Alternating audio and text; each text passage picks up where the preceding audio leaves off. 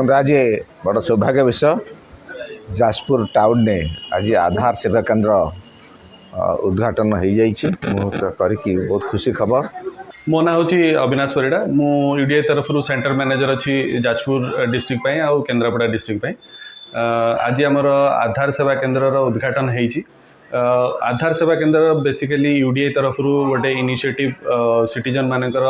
जो आधार रिलेटेड जी भी इश्यू अच्छी से माने अलग अलग जगह को जाऊे तो सेटा सॉल्यूशन यूडीआई तरफ गोटे आधार सेवा केन्द्र खोलाई जो थे आप आधार रिलेटेड सब काम आप करें।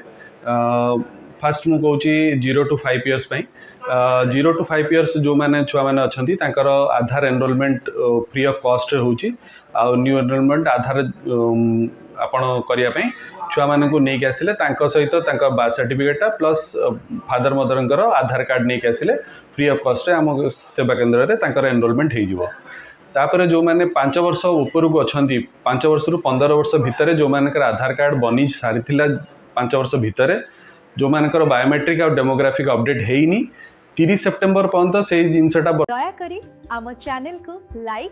शेयर एवं सब्सक्राइब करंतु।